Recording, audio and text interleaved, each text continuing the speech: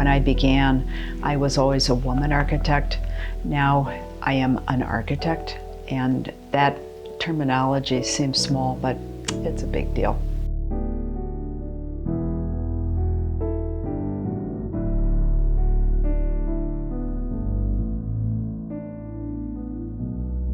As a child growing up in New England, I spent a lot of time with my grandfather, who literally was over the hill and through the woods.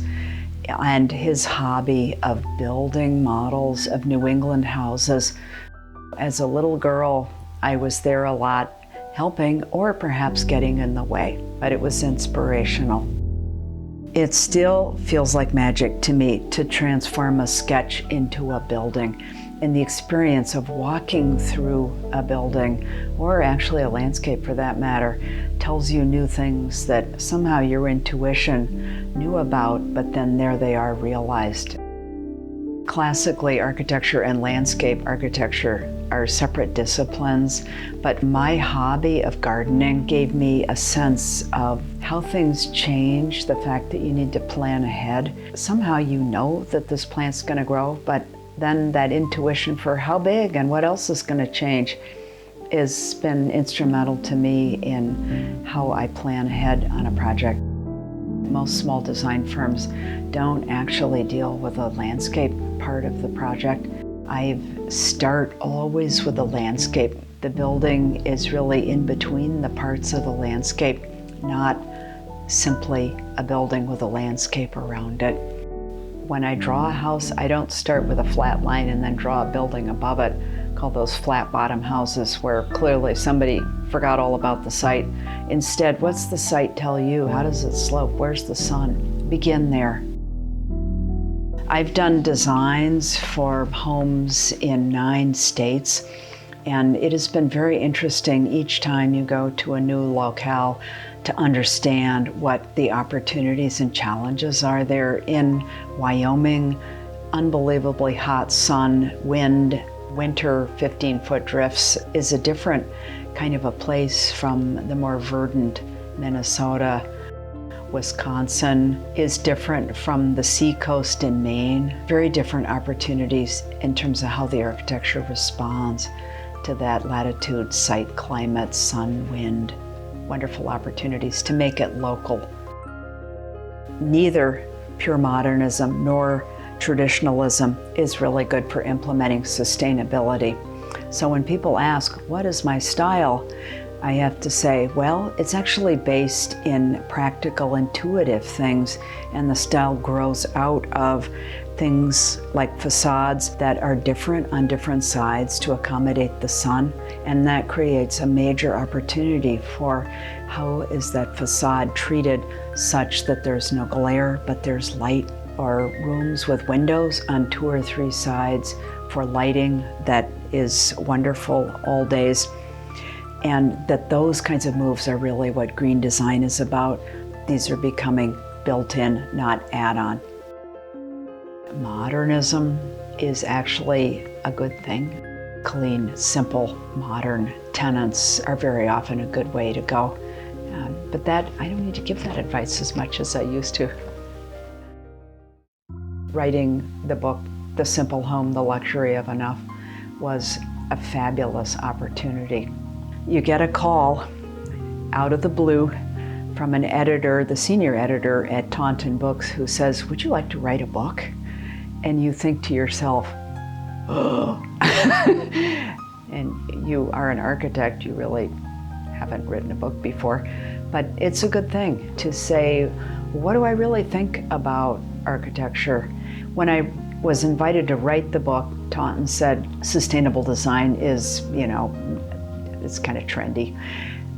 In 2007, when I went on the book tour, it was, let's call that the title of this book presentation is Sustainable Design, which was one chapter in the book, but it became a huge amount of what the message of that book really was.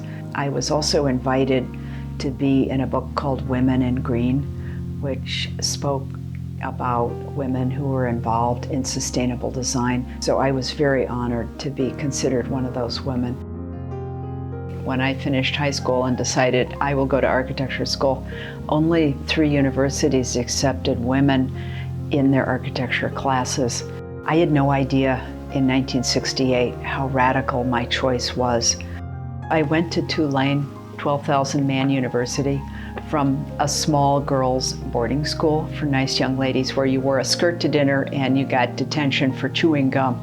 So was that a shift in culture? Oh, indeed it was. There was a lot to learn. The 5 women in my class of 35 men were pretty radical types, although I don't think we knew that at the time. There have been times when it was very hard to be a woman. There are times when there were opportunities offered because I was a woman. Certainly there are stories about when that was good or when it was really difficult to not be taken seriously because you'd been given a seat at the table. And I think the whole concept of token is a really unfortunate part about changing the mix, cultural mix in any profession. There's still issues about credibility and gender, but it's not as fierce a conversation as it used to be. I've learned that many of the challenges that I faced really are quite universal, and my lack of preparedness was as much an issue as my gender.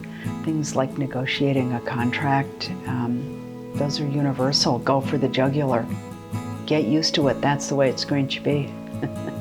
And learn those skills. I have enjoyed working as a mentor with people at various stages in their career, particularly starting out.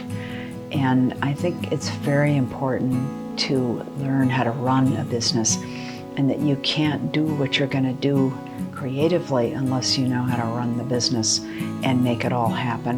And that involves making money, having a business plan. One of my give back priorities is the mentorship of women and minorities so that they have somebody to ask about these things.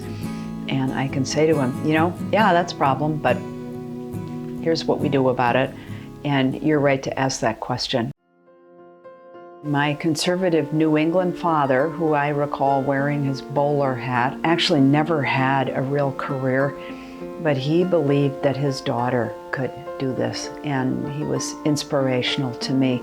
And when I received the FAIA medal at the investiture, I'm sure he was there in spirit. A legacy is really a gift. And so what would that gift be?